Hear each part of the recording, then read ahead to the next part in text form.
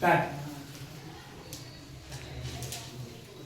ધોરણ 9 વિજ્ઞાન વિષય, જેમાં પરમાણુ બંધારણ પ્રકરણનું નામ છે. આ પ્રકરણમાં આપણે બે વસ્તુ શીખ્યા છે. એક છે પરમાણુ ક્રમાંક અને બીજું છે પરમાણુ ભાર. પરમાણુ ભારનું બીજું નામ છે પરમાણુ દળ. પરમાણુ ભાર અને પરમાણુ દળ બંને એક જ શબ્દ છે. હવે તમે સૌ શીખી ગયા છો કે પરમાણુમાં 3 કણ હોય છે. એક ઇલેક્ટ્રોન, બીજું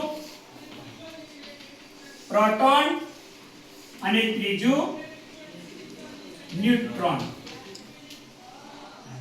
કોઈ પણ પરમાણુ તમે જોશો એમાં 3 કણ છે. એટલે મારે પરમાણુનો ભાર કેટલો છે એ શોધવો હોય તો એમાં કેટલા ઇલેક્ટ્રોન છે, કેટલા પ્રોટોન છે, કેટલા ન્યુટ્રોન છે, એ બધાનું શું કરવું પડે? વજન, ભાર ગણવો પડે.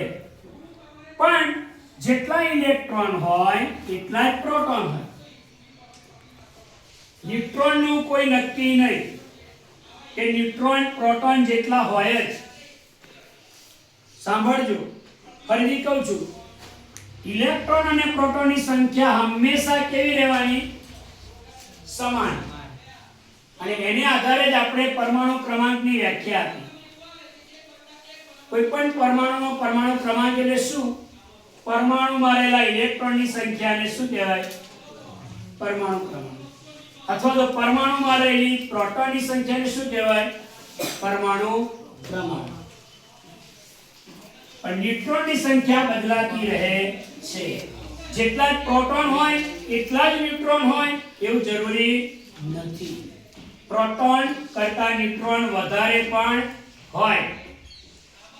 તો એને આધારે આપણે પરમાણુ ભારની વાત કરીએ તો મેં તમને એવું કીધું કે પરમાણુમાં 3 કણ રહેલા છે: ઇલેક્ટ્રોન, પ્રોટોન અને ન્યુટ્રોન. એટલે મારે કોઈ પણ પરમાણુનો પરમાણુ ભાર કેટલો છે એ જાણવું હોય તો પરમાણુ ભાર બરાબર શું કરવું પડે? તો કે ઇલેક્ટ્રોન ની સંખ્યા, પ્રોટોન ની સંખ્યા અને ન્યુટ્રોન ની સંખ્યા, આ ત્રણનું મારે ટોટલ કરવું પડે. બરાબર?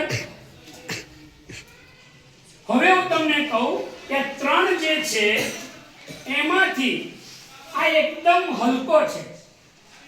ઇલેક્ટ્રોનનું દળ બિલકુલ નહિવત છે, જ્યારે આ બંનેનું દળ લગભગ સમાન છે. હવે એક થેલીમાં 2 કિલો રીંગણ, 2 કિલો બટાકા અને રૂનું એક કુમડું મૂકી દઈએ તો એ થેલી કેટલી વજન ધરાવશે? કોણ બોલશે? ફરીથી બોલું છું. થેલીમાં 2 કિલો રીંગણ છે, 2 કિલો બટાકા છે અને રૂનું એક કુમડું છે. વજન કેટલું થશે? 4 કિલો. તો કેમ રૂને ના ગણ્યું? રૂનું વજન એકદમ નહિવત છે, એને ગણતરીમાં લેવામાં આવતું નથી. તો આપણા પરમાણુ ભારમાં આ 3 જેટલું વજન નથી કરવાનું. તો ઇલેક્ટ્રોનને કાઢી નાખીએ તો પરમાણુ ભાર જે છે એ સૂત્ર શું બની જાય? પરમાણુ ભાર બરાબર શું લખાય? પ્રોટોનની સંખ્યા વત્તા ન્યુટ્રોનની સંખ્યા. સમજ પડી? પરમાણુ ભારનું સૂત્ર શું છે? પ્રોટોનની સંખ્યા વત્તા ન્યુટ્રોનની સંખ્યા. એટલે શું મળી જાય તમને? પરમાણુ ભાર. ઓકે? તો કોઈ પણ પરમાણુનો પરમાણુ ભાર કેટલો એ તમને શોધતા આવડવું જોઈએ. તો તમને ચોપડીમાં પરમાણુ ભાર ઓલરેડી આપી છે. જેમ કે સોડિયમ નો પરમાણુ ભાર, સોડિયમ નો પરમાણુ ભાર તો કે પરમાણુ ક્રમાંક 11 ને પ્રોટોન 11 ઇલેક્ટ્રોન 11 તે પરમાણુ ભાર 22 થાય. પણ ન્યુટ્રોન એમાં 12 છે એટલે 11 + 12 એટલે સોડિયમ નો પરમાણુ ભાર કેટલો 23. કાર્બન નો પરમાણુ ભાર, કાર્બન નો પરમાણુ ભાર તો કે કાર્બન નો પરમાણુ ક્રમાંક કેટલો 6.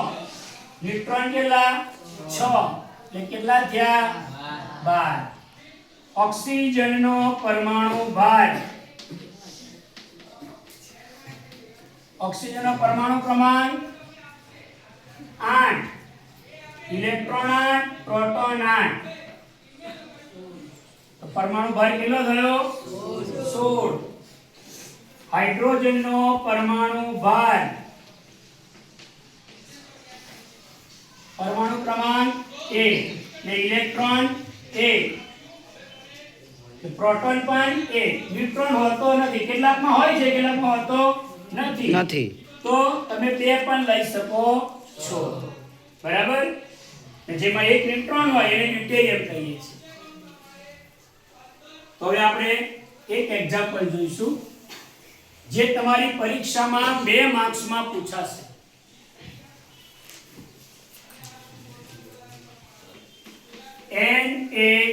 Na2CO3 સોડિયમ કાર્બોનેટ નો અણુ ભાર શોધો. સૌ ખાસ અહીંયા ધ્યાન આપજો. એકવાર તમે ધ્યાનથી દાખલો ગણશો, અણુભાર શોધતા શીખી જશો તો કોઈ પણ પરમાણુનો તમે અણુભાર, કોઈ પણ પદાર્થનો અણુભાર શોધી શકશો. હવે અહીંયા તમને સોડિયમનો પરમાણુ દળ કૌંસમાં આપેલો હશે. તમને દાખલો જ્યારે પરીક્ષામાં પૂછાશે ત્યારે કૌંસમાં એનો અણુભાર, પરમાણુ ભાર આપેલો હશે. સોડિયમનો પરમાણુ ભાર 23, કાર્બનનો પરમાણુ ભાર 12, ઓક્સિજનનો પરમાણુ ભાર 16. આ રીતે તમને દાખલો આપશે. હવે તમે અણુભાર કેવી રીતે શોધશો?